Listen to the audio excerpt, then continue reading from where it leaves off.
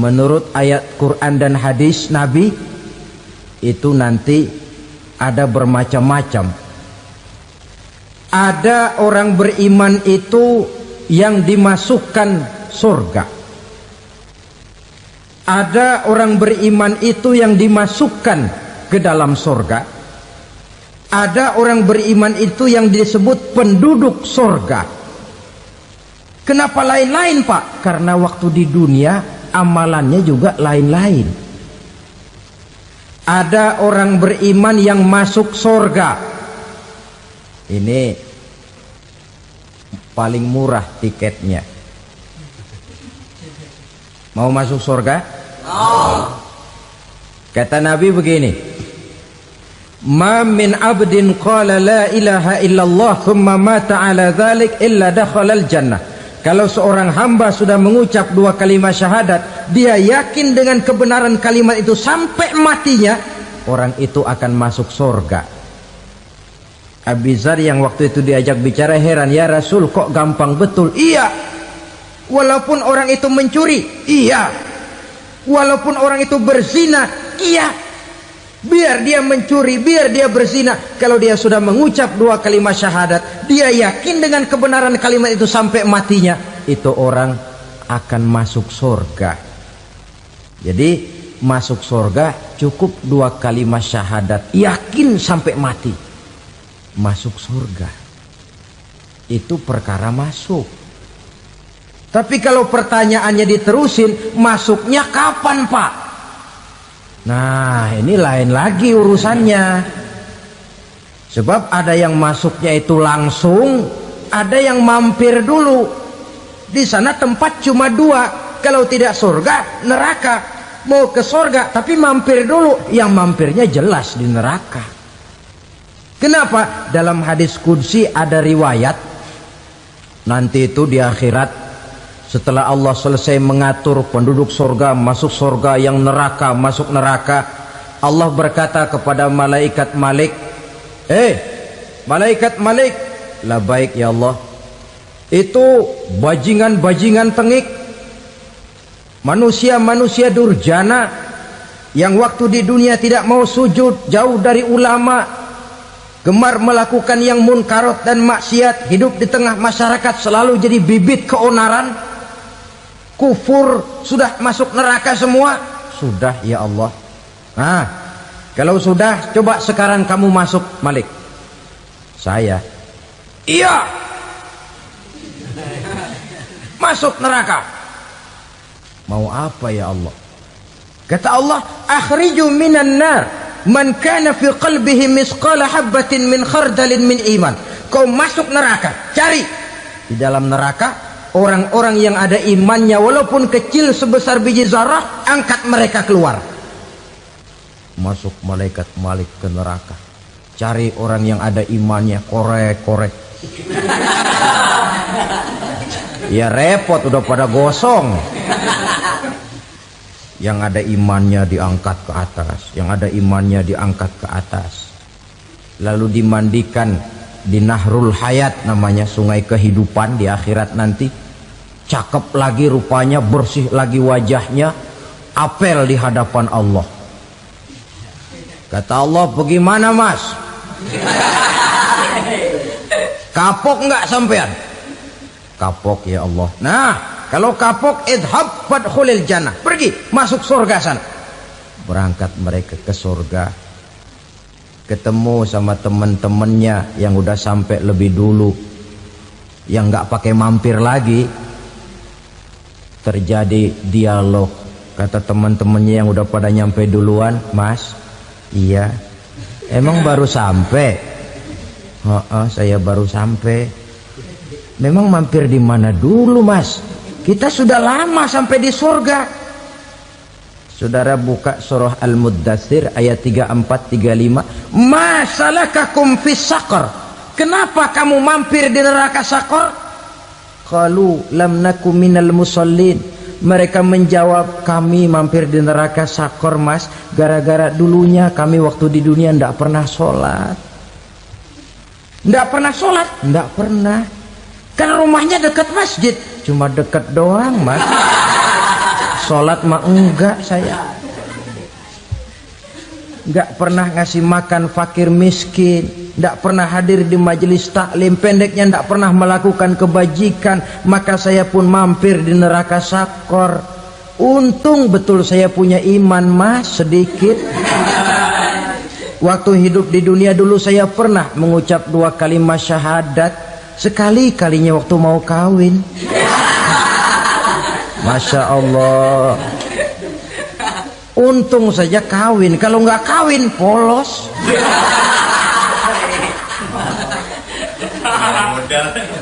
Itu juga pengulu sudah setengah mati ngajarin. Asyhadu alla, asyaduaan, asyaduaan.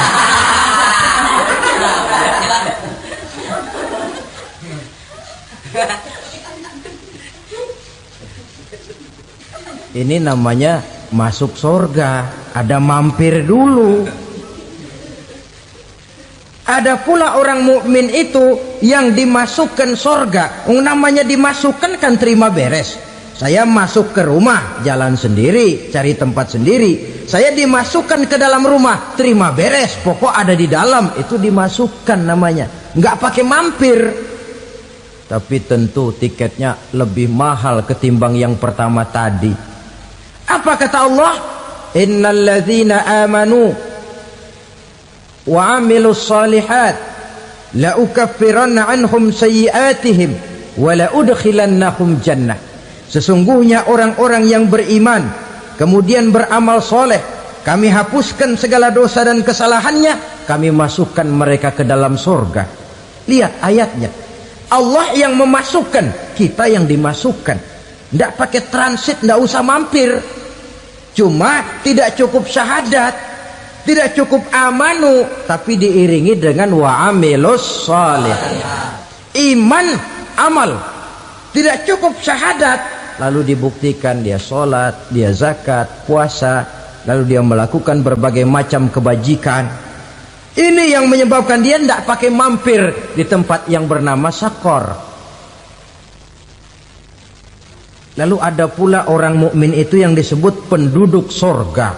Wah, ini sudah VIP ini. Ashabul jannah, penduduk sorga.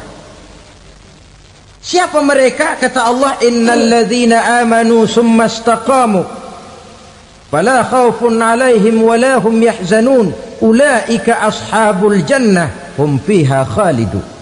Sesungguhnya orang-orang yang beriman lalu istiqamah, tetap dalam melaksanakan perintah Allah, tidak goyang, tidak labil tapi stabil, istiqamah, mereka tidak takut dan tidak bersedih hati. Merekalah penduduk surga. Iman, istiqamah. Tidak punya duit, sembayang. Banyak duit, sembayang. Miskin, sembayang. Kaya, tetap sembayang. Istiqamah. Kadang orang kalau susah rajin ke masjid, banyak duitnya ngelihat masjid melengos. Waktu miskin hamba Allah, setelah kaya jadi hamba harta. Bergeser, tidak ada nilai istiqomahnya. Saudara-saudara, dengan begitu penduduk neraka itu dua. Ada penduduk permanen, ada penduduk yang semi permanen. Yang semi permanen orang-orang beriman yang mempunyai dosa besar. Mereka masuk ke neraka untuk menerima azab sesuai dengan dosanya.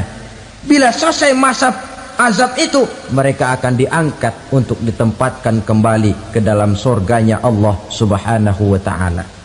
Nah, dikala itulah saudara-saudara, ada yang disebut syafaat dari Rasulullah Sallallahu Alaihi Wasallam. Tapi tentu jangan lupa, syafaat ini ibarat kain menambal dia. Kita punya kain bolong-bolong sedikit, syafaat yang menambal.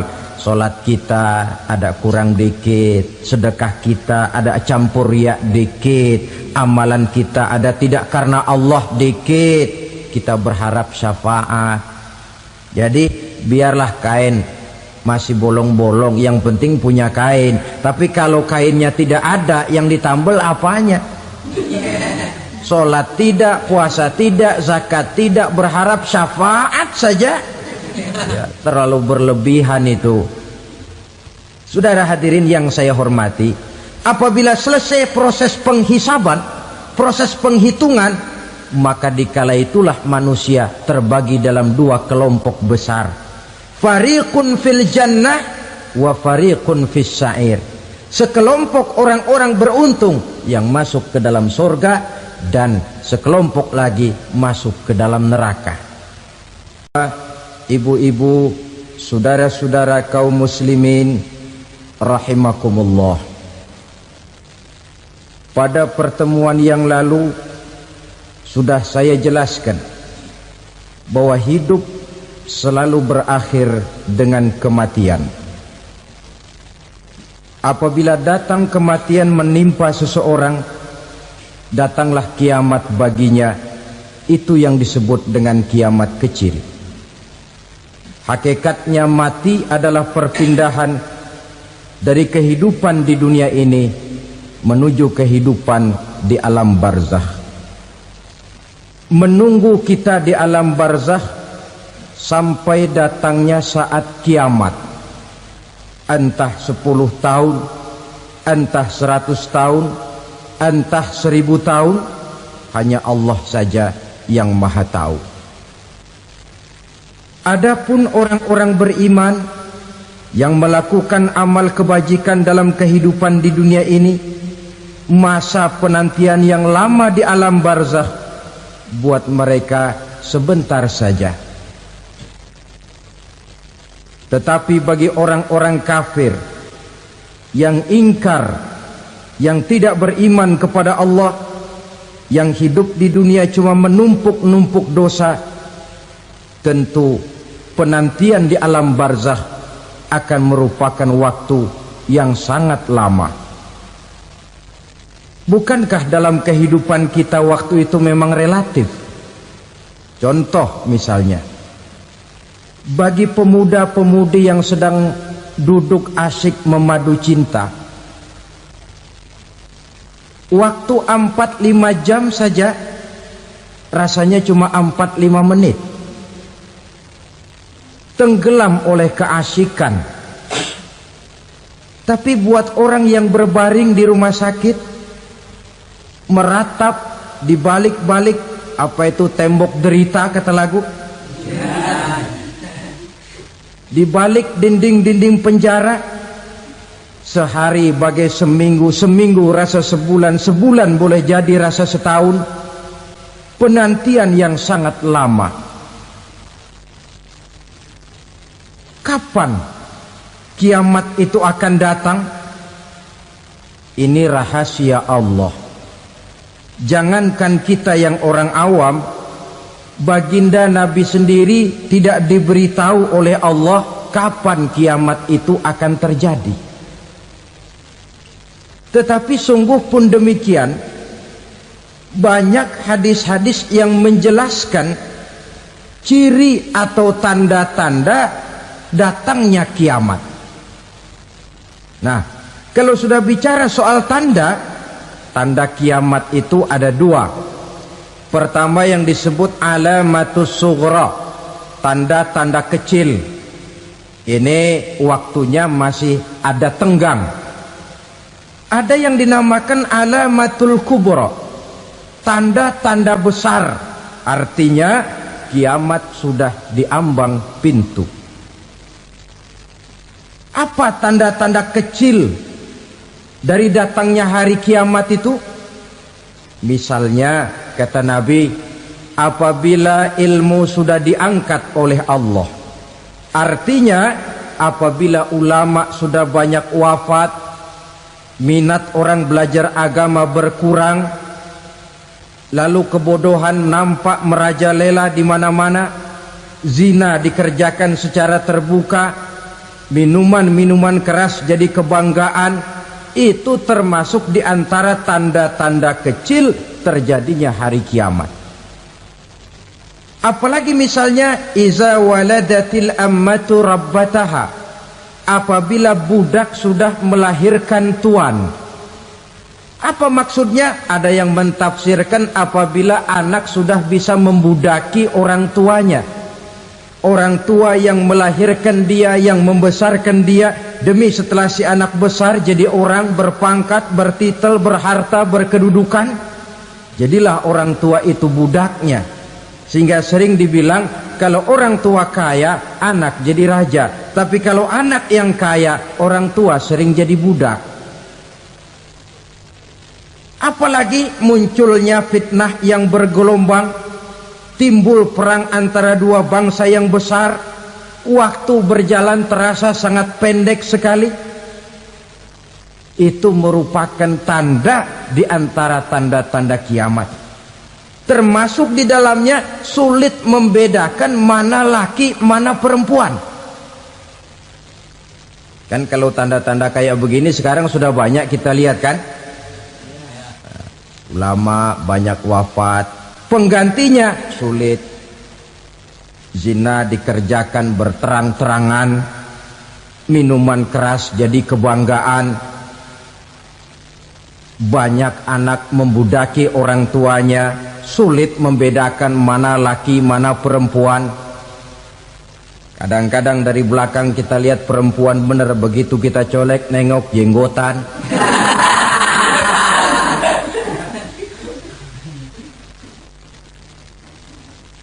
Ini termasuk tanda-tanda kecil, masih ada tenggang sampai akan terjadinya kiamat itu. Nah, yang dimaksud dengan tanda-tanda besar, ini tanda besar artinya kiamat sudah diambang pintu.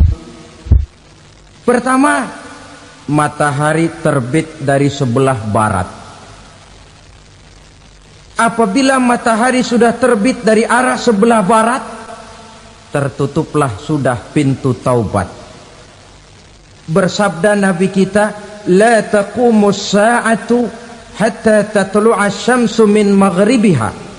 Tidak akan datang hari kiamat sampai matahari terbit dari arah sebelah barat. Wa iza tala'at, manakala matahari telah terbit dari arah sebelah barat, wara'ahan nasu, manusia banyak menyaksikan itu, amanu ajma'un, mereka pun lalu beriman.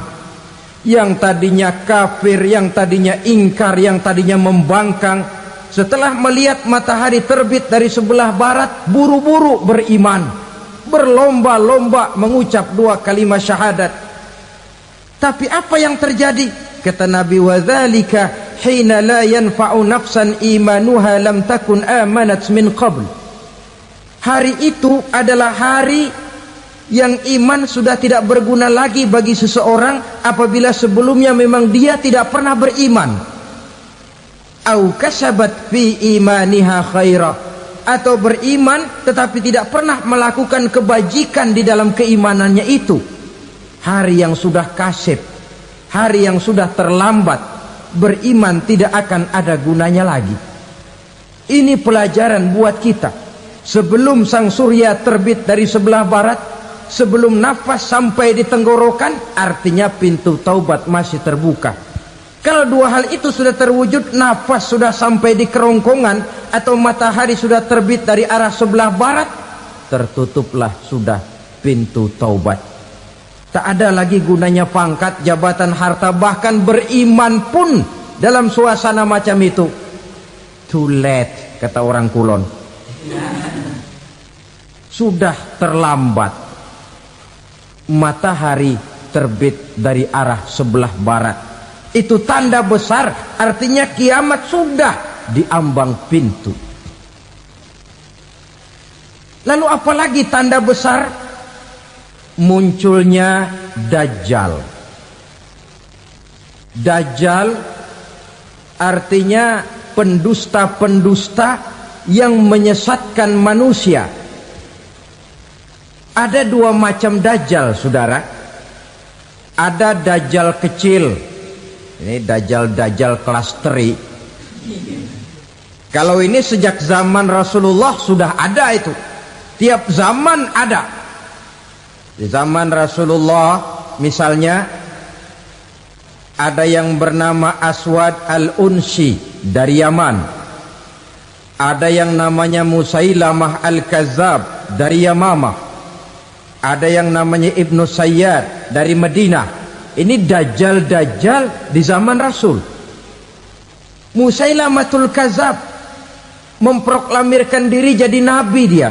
Di zaman Rasul masih hidup. Ini dajjal zaman Nabi. Di zaman sahabat muncul dajjal-dajjal. Di zaman kita sekarang ini dajjal-dajjal pun gentayangan. Dajjal-dajjal kelas teri. Kerjanya mendustakan manusia, menyesatkan manusia, memalingkan manusia dari jalan yang benar dan diridhoi oleh Allah Subhanahu wa taala.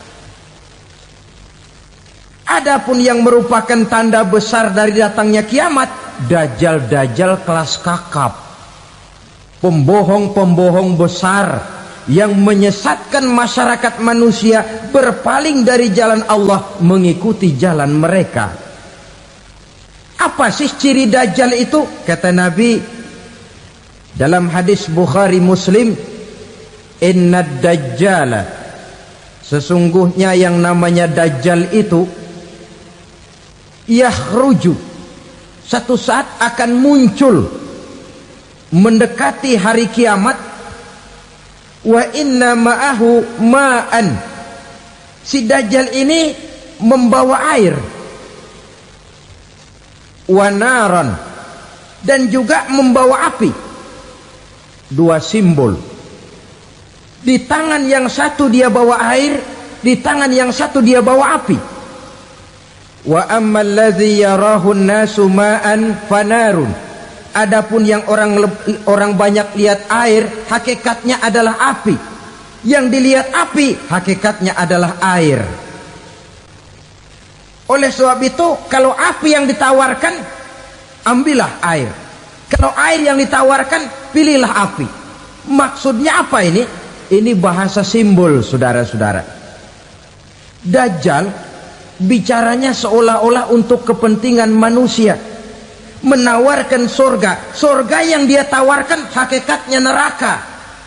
Hai manusia, kalau kau mau bahagia, jangan dekat-dekat dengan agama. Sholat itu tidak efektif dan efisien, tidak produktif dari segi ekonomi itu. Menghadiri majelis taklim cuma buang-buang waktu.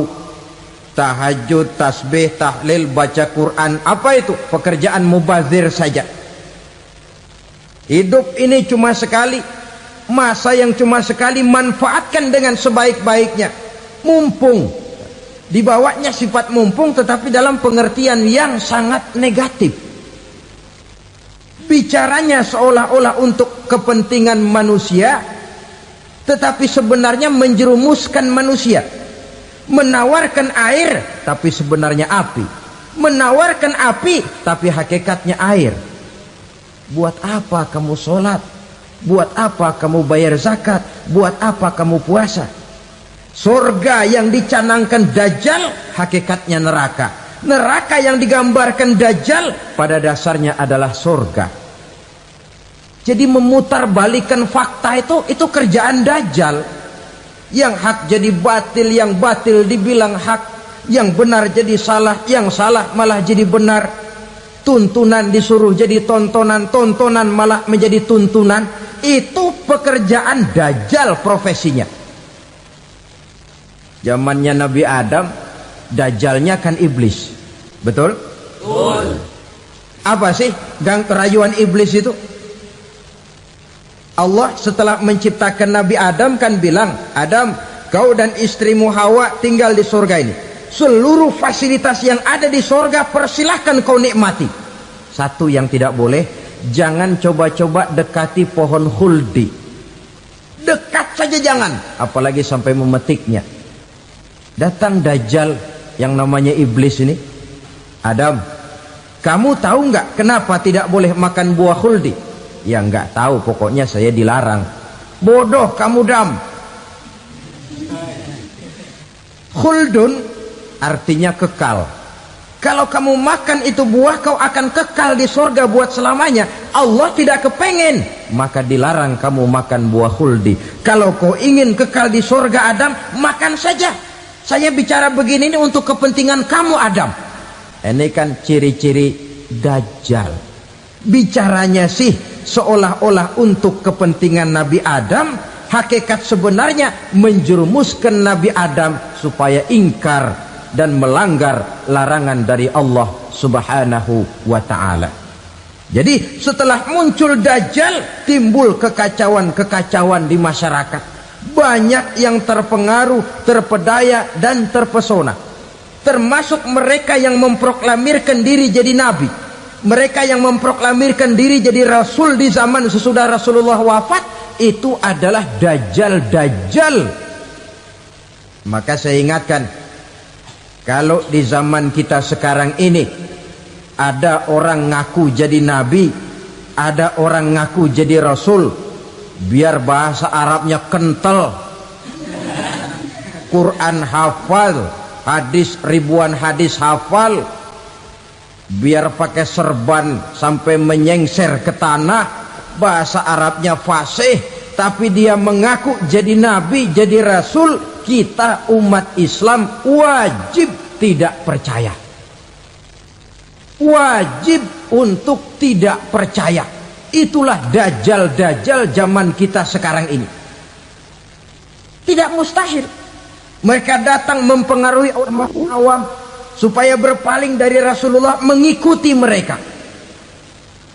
Nah, di akhir zaman nanti, mendekati hari kiamat, Dajjal ini muncul. Dajjal kelas kakap, menyesatkan masyarakat manusia untuk berpaling dari Islam, mengikuti seruan mereka. Apalagi di antara datangnya kiamat itu, tanda yang besar itu, turunnya Nabiullah Isa Al-Masih, putra Maryam. Menurut berbagai hadis yang sahih, Nabi Isa Al-Masih nanti akan turun lagi, tidak membawa risalah yang baru, tapi meluruskan risalah Islam ini yang telah banyak ditinggalkan oleh masyarakat. Bahkan ada hadis menjelaskan beliau akan membunuh Nabi, mematahkan kayu-kayu salib, lalu melaksanakan haji dan umrah mengikuti syariat Nabi Muhammad, bukan membawa agama baru.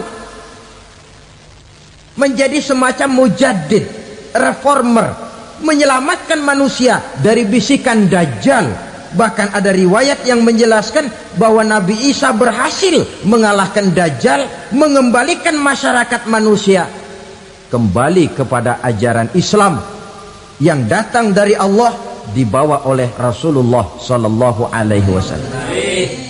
Dengan kata lain, turunnya Nabi Isa bukan sebagai Nabi dan Rasul baru, tetapi mengikuti syariat Nabi kita Muhammad Sallallahu Alaihi Wasallam. Saudara hadirin, ibu-ibu hadirat yang saya hormati, kemudian apalagi di antara tanda-tanda besar akan datangnya kiamat itu? Keluarnya asap atau awan. Kata Nabi, inna min asyrati sa'ah dukhanan yamla'u ma bainal masyriqi wal maghrib. Di antara tanda-tanda kiamat munculnya awan antara langit dan bumi. Ini pun diperkuat dalam surah Ad-Dukhan ayat 10. Fartaqib yauma ta'tis sama bidukhanin mubin fayughshan nas hadza azabun alim. Bagi orang-orang yang beriman, mereka biasa-biasa saja. Tapi bagi orang kufur, datangnya asap dan awan ini merupakan azab yang kelewat pedih. Barangkali sedikit mendekati gambaran tentang azab yang pedih ini, saya ingatkan alam pikiran kita kepada peristiwa yang belum lama terjadi.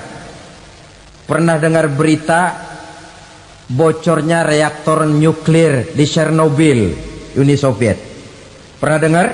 Nah, bocornya reaktor nuklir di Chernobyl yang mengakibatkan ratusan bahkan sangat mungkin ribuan nyawa. Cuma satu reaktor. Bagaimana kalau seluruh cadangan nuklir yang dimiliki oleh para negara adik kuasa ini diledakkan? Bahkan yang konon menurut catatan cadangan nuklir yang dimiliki bersama oleh Amerika dan Rusia sekarang ini sudah sanggup memusnahkan 6 miliar manusia, 1,5 kali lebih banyak dari jumlah manusia yang nongkrong di permukaan bumi ini. Saudara-saudara hadirin yang saya hormati, lalu saat mendekati hari kiamat, apalagi tandanya setelah Nabi Isa wafat, pada saat turunnya yang kedua kali, lalu Allah meniupkan angin sejuk, semua orang-orang beriman, orang-orang baik wafat, sehingga penghuni bumi ini cuma tinggal lagi terdiri dari orang-orang kafir. Tidak ada lagi di bumi ini yang bisa mengucapkan Allah. Sehingga dalam hadis qudsi itu ada keterangan, innallaha azza wa jalla yaqulu li Israfil. Allah pernah pesan kepada malaikat Israfil, kata Allah, Israfil, idza sami'ta qailan yaqul Allah Allah fa akhirin nafakh 40 sanatan ikraman liqailiha. Hai Israfil, apabila kau dengar di permukaan bumi masih banyak orang yang mengucapkan Allah Allah, maka tunda sangkakala kiamat itu 40 tahun. Untuk apa? Ikraman liqailiha, menghormati orang yang mengucapkan Allah Allah itu. Wah, jadi karena sekarang masih banyak yang mengucapkan Allah, besar hatilah kita, masih jauh kiamat itu. Tapi jangan lupa, kiamat pribadi, kiamat kecil itu yang gak kita sangka-sangka. Ajal datang mencabut nyawa, itu kiamat pribadi. Dan itu yang pasti kita hadapi. Dan itu yang membuat kita tidak boleh bersikap main-main di dalam kehidupan sekarang ini. Saudara hadirin yang saya hormati, tidak ada lagi orang-orang muslim. Seluruh penduduk dunia ini kafir. Lalu terciptalah struktur sosial yang berlandaskan prinsip hidup semau gue. Bakal terjadilah prinsip di mana yang kaya menyantap yang miskin, yang kuat menindas yang lemah. Hidup sudah bagaikan di rimba belantara, berlaku hukum rimba, siapa yang kuat dia yang menang, siapa yang lemah menjadi mangsa. Timbul kekacauan, maksiat merajalela, munkarat menjadi-jadi, sehingga isi bumi ini penuh dengan segala macam perbuatan dosa. Tidak ada perlunya lagi alam diperpanjang temponya. Datang saat yang sudah dijanjikan oleh Allah Azza wa Jalla, maka terjadilah yang disebut kiamat kubra, kiamat besar, kiamat ancur-ancuran. Bagaimana kejadian ini dimulai? Dalam surah Az-Zumar ayat 68, Allah Subhanahu wa taala berfirman, wa nufikha fis suri fasa'iqa man fis samawati wa man fil ardi illa man sya'allahu. Maka manakala ditiuplah sangkakala, terkejutlah seluruh yang ada di langit dan seluruh yang ada di bumi. Bila saat kiamat datang, Allah perintah malaikat Israfil, Israfil, tiup sangkakalamu. Ditiuplah sangkakala oleh malaikat Israfil. Yang akibat daripada tiupan itu, seluruh yang ada di langit, seluruh yang ada di permukaan bumi terkejut. Yang ada di langit siapa? Malaikat kan. Bayangin aja kalau malaikat kaget, apalagi kita. Terkejut seluruh makhluk yang ada di bumi, yang ada di langit mendengar suara sangkakala itu. Bunyinya tidak sanggup kita bayangkan dahsyatnya. Ledakan nuklir, ledakan neutron, belum apa-apa ketimbang bunyi sangkakala malaikat Israfil ini. Nah, lalu mendengar bunyi sangkakala ini, gemparlah makhluk, kacaulah alam. Bumi gempa, planet-planet bertabrakan, gunung meletus, air laut tumpah ke darat, angin topan bertiup, halilintar menyambar, lalu semua yang bernama hidup mati total.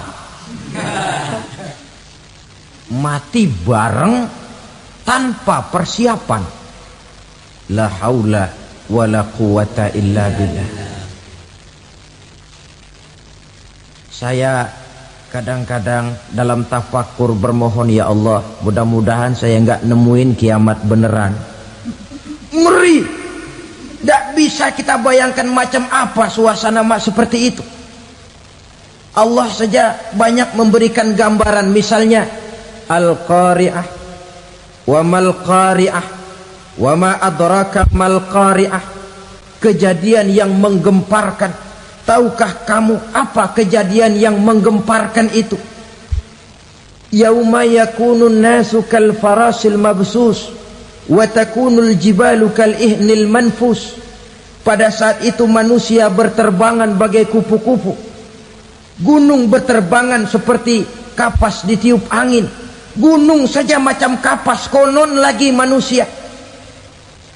Kematian total, mulai semut sampai gajah mati,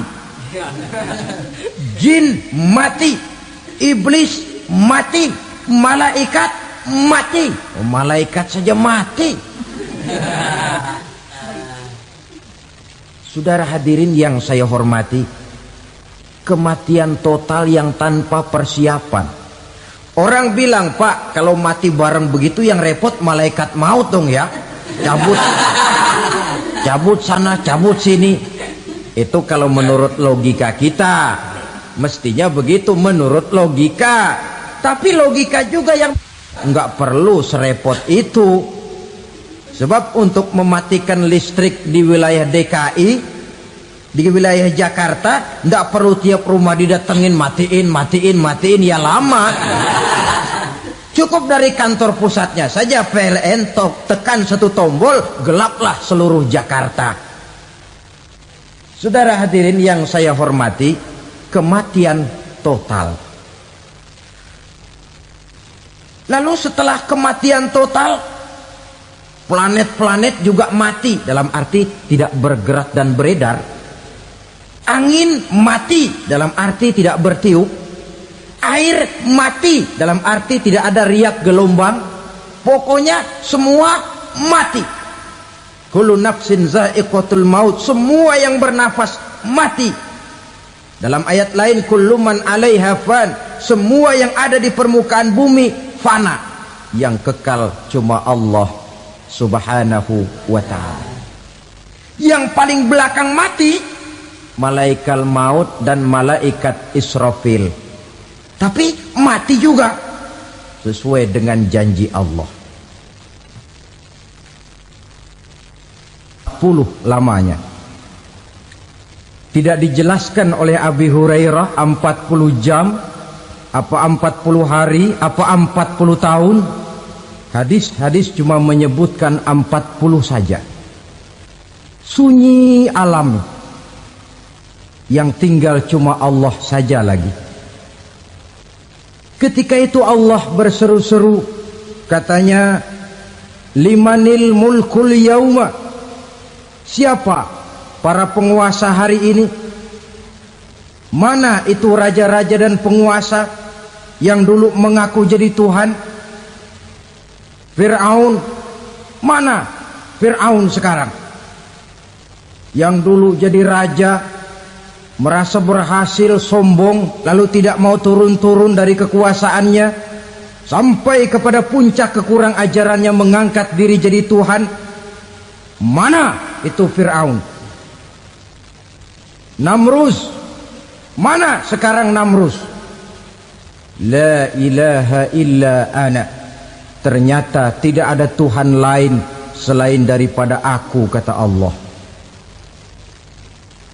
Proses kemudian, saudara-saudara, turunlah hujan dari langit, 40 lamanya hujan itu.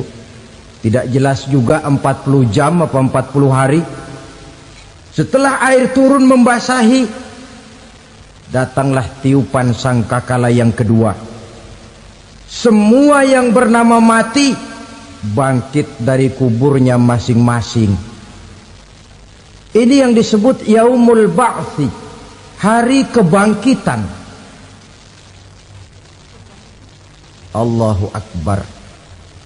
Pada saat kita bangkit dari kubur kita masing-masing, kumpul di padang mahsyar namanya. Bayangin aja, saya sendiri nggak sanggup bayangin. Manusia sejak zaman Adam sampai zaman kiamat kumpul bareng di tempat sama. Berapa banyaknya itu?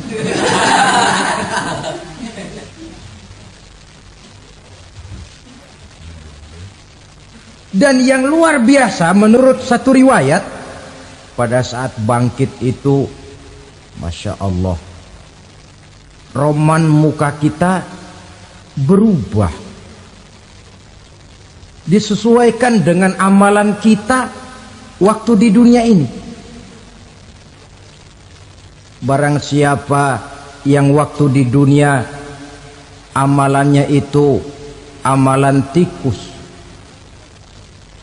di akhirat nanti dia bangkit dari kubur, mukanya seperti muka tikus. Gagah betul badannya, tapi mukanya seperti tikus. Kenapa? Amalannya waktu di dunia seperti amalan tikus. Apa amalan tikus itu? Suka ngegeragoti barang yang sudah disimpan rapi-rapi.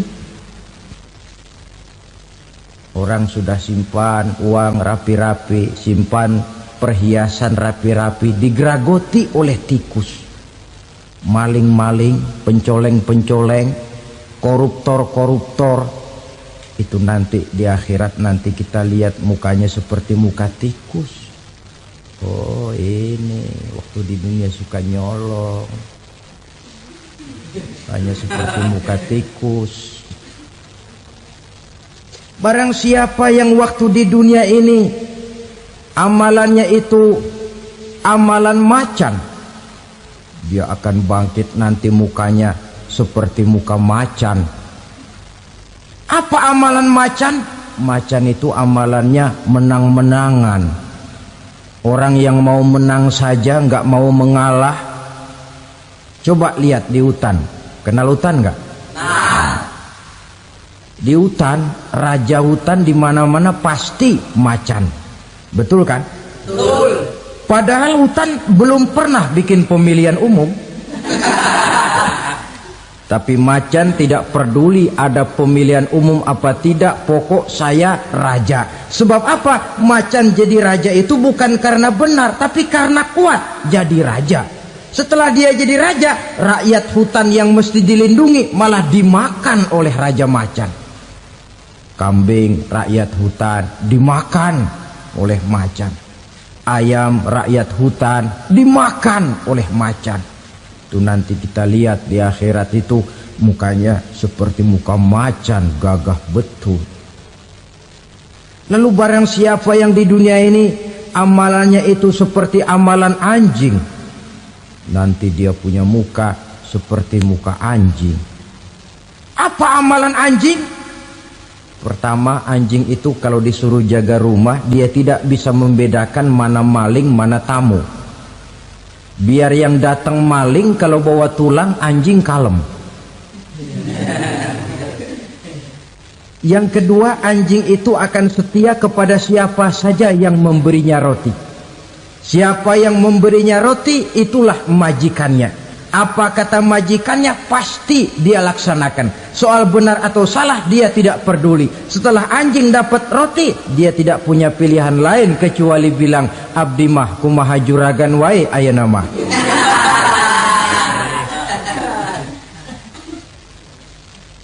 Saudara hadirin yang saya hormati,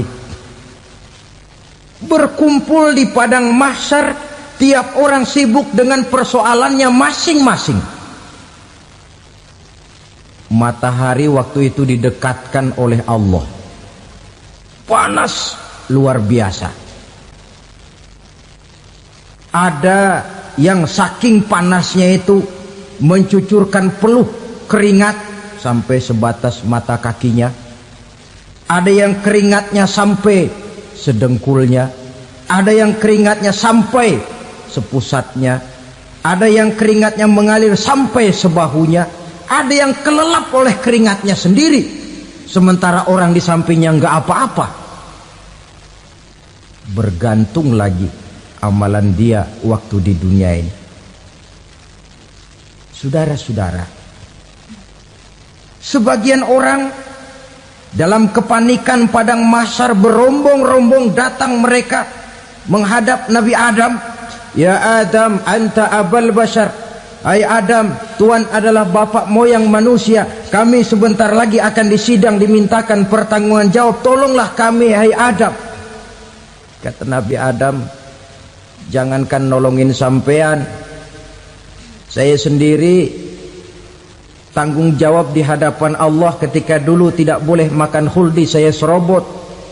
Sudahlah, urus diri masing-masing saja, nafsi.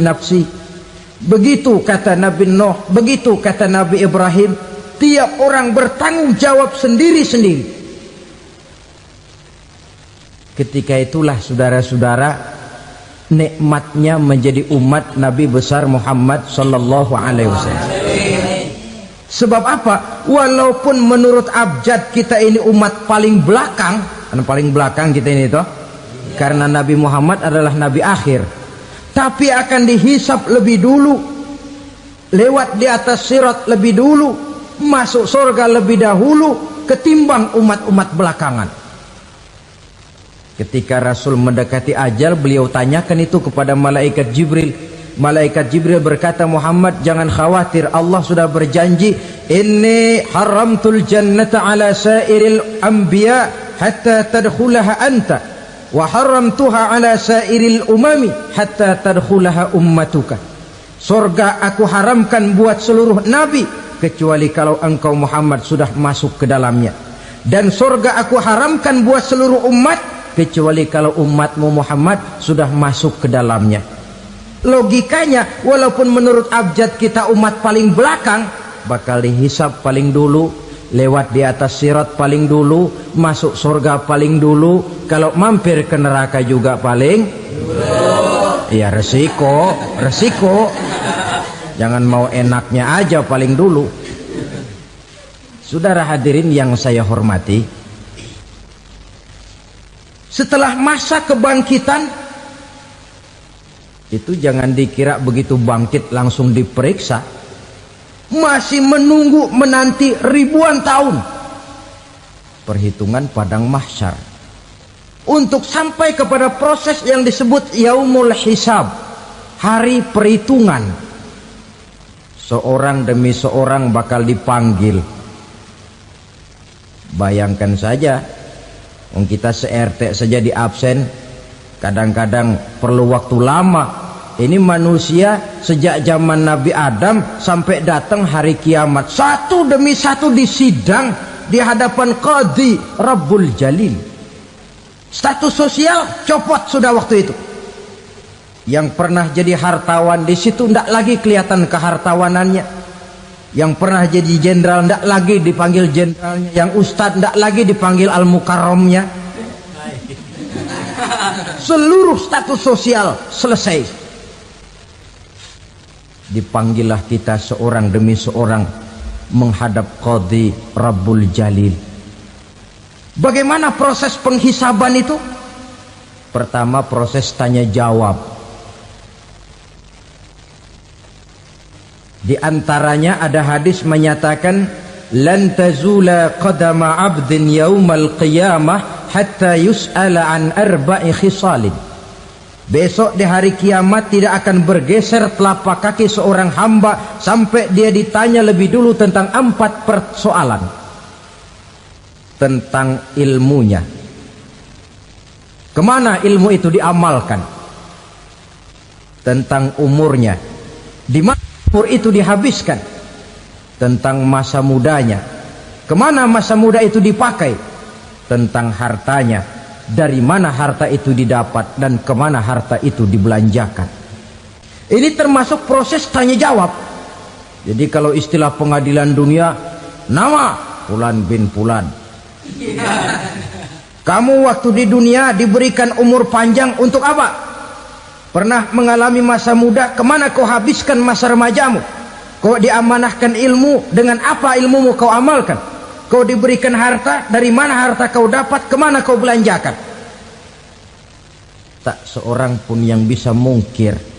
Sebab apa? Dikala itu yang menjadi saksi bukan orang. Yang menjadi saksi adalah seluruh anggota badan kita. Tangan bicara, kaki jadi saksi terhadap seluruh amalan yang pernah kita kerjakan pada saat kehidupan di alam dunia ini. Selesai proses tanya jawab, lalu diperlihatkan buku catatan kita waktu hidup di dunia ini. Jangan lupa Allah itu menyiapkan 2 superkomputer kepada kita. Sebelah ditempelin sebelah kanan, yang sebelah tempelin di sebelah kiri. Komputer itu namanya Raqib dan Atid. 2 malaikat yang apabila baik kita lakukan, refleks saja akan menulis kebajikan kita. Jahat kita kerjakan, akan tertulis. Catatan itu nanti diperlihatkan kepada kita. Waduh, alangkah malunya pada saat diperlihatkan catatan kita, buku rapot kita merah melulu. Barangkali diperiksa sambil diomelin, brengsek lo. Buku merah melulu begini, bagaimana waktu hidup di dunia?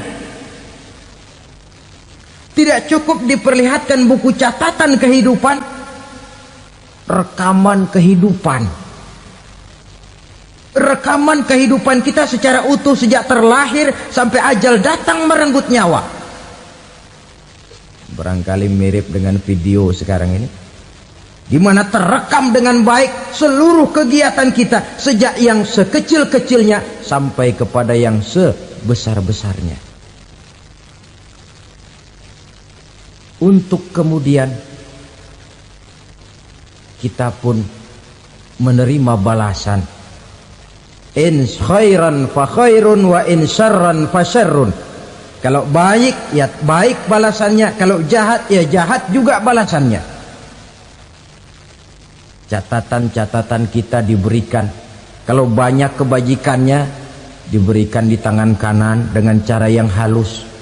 Kalau banyak kejahatannya diberikan dari sebelah kiri atau dilempar dari belakang. Itulah sebabnya sejak di dunia ini kita sudah mohon kepada Allah. Ketika berwudu membasuh tangan kanan, apa kita bilang? Allahumma a'tini kitabi biyamini wa hasibni hisaban yasira. Ya Allah, berikan saya kitab di tangan kanan, dan kalau saya memang perlu dihisap, hisaplah saya yang seringan-ringannya. Tangan kiri berlindung kita kepada Allah, jangan sampai diberikan kitab di tangan kiri atau dari arah sebelah belakang. Wa a'udzubika an tu'tiya kitabi bishimali aw min wara'i zuhri, dari arah sebelah belakang. Na'udzubillah min dzalik. Setelah selesai lewat proses penghisaban, lewat mizan, timbangan, maka yang sudah selesai dihisab itu bergeraklah menuju sirat, jembatan yang terbentang menuju surga melalui neraka. Saudara-saudara, panjangnya perjalanan sirat itu memakan waktu ratusan tahun. Tetapi orang yang lewat di atas sirat pun macam-macam, bergantung amalannya ketika di dunia ini. Ada yang lewat di atas sirat itu kal barkil khatib, seperti kilat yang menyambar, lep, sudah sampai dia di surga. Cepat bukan main. Ada yang lewat di atas sirat itu seperti orang lari-lari. Ada yang lewat di atas sirat itu seperti orang jalan biasa. Ada yang sambil merangkak. ada yang sambil ngesor, ada yang sambil gelayutan, ada yang selamat sampai ke ujung ke surga, ada yang tergelincir jatuh masuk ke dalam neraka, bergantung amalannya dalam kehidupan di dunia sekarang ini. Tiap kita akan melewati yang namanya sirat ini. Saudara-saudara kaum muslimin yang saya hormati, dengan demikian mereka yang selamat melalui sirat sampai ke terminal akhir surga, mereka yang ketika dihisab ternyata banyak kejahatannya daripada kebaikannya, mereka singgah di dalam neraka. Nah, adapun orang-orang yang beriman menurut ayat Quran dan hadis Nabi itu nanti ada bermacam-macam. Ada orang beriman itu yang dimasukkan surga. Ada orang beriman itu yang dimasukkan ke dalam surga. Ada orang beriman itu yang disebut penduduk surga. Kenapa lain-lain, Pak? Karena waktu di dunia amalannya juga lain-lain. Ada orang beriman yang masuk surga. Ini paling murah tiketnya. Mau masuk surga? Kata Nabi begini, ma min abdin qala la ilaha illallah thumma mata ala dhalik illa dakhalal jannah. Kalau seorang hamba sudah mengucap dua kalimat syahadat, dia yakin dengan kebenaran kalimat itu sampai matinya, orang itu akan masuk surga.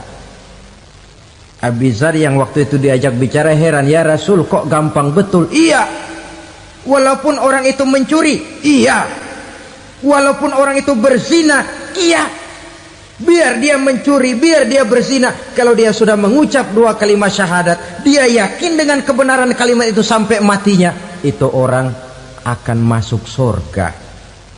Jadi masuk surga cukup dua kalimat syahadat, yakin sampai mati, masuk surga. Itu perkara masuk. Tapi kalau pertanyaannya diterusin, masuknya kapan, Pak? Nah, ini lain lagi urusannya. Sebab ada yang masuknya itu langsung, ada yang mampir dulu. Di sana tempat cuma dua, kalau tidak surga, neraka. Mau ke surga tapi mampir dulu, yang mampirnya jelas di neraka.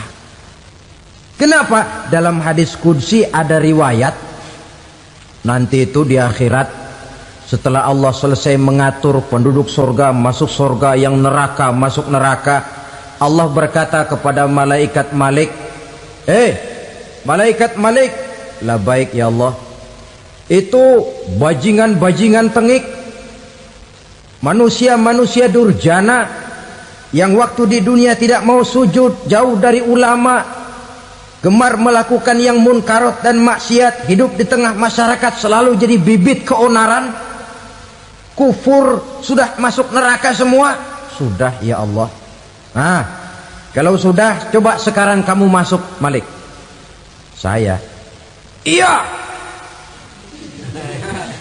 masuk neraka. Mau apa ya Allah? Kata Allah, akhriju minan nar man kana fi qalbihi misqala habatin min khardalin min iman. Kau masuk neraka, cari di dalam neraka orang-orang yang ada imannya walaupun kecil sebesar biji zarah, angkat mereka keluar. Masuk malaikat Malik ke neraka, cari orang yang ada imannya, korek-korek. Ya repot, udah pada gosong. Yang ada imannya diangkat ke atas, yang ada imannya diangkat ke atas, lalu dimandikan di Nahrul Hayat, namanya sungai kehidupan di akhirat nanti. Cakep lagi rupanya, bersih lagi wajahnya, apel di hadapan Allah. Kata Allah, bagaimana mas? Kapok nggak sampean? Kapok ya Allah. Nah, kalau kapok, idhab fadkhulil jannah, pergi masuk surga sana. Berangkat mereka ke surga.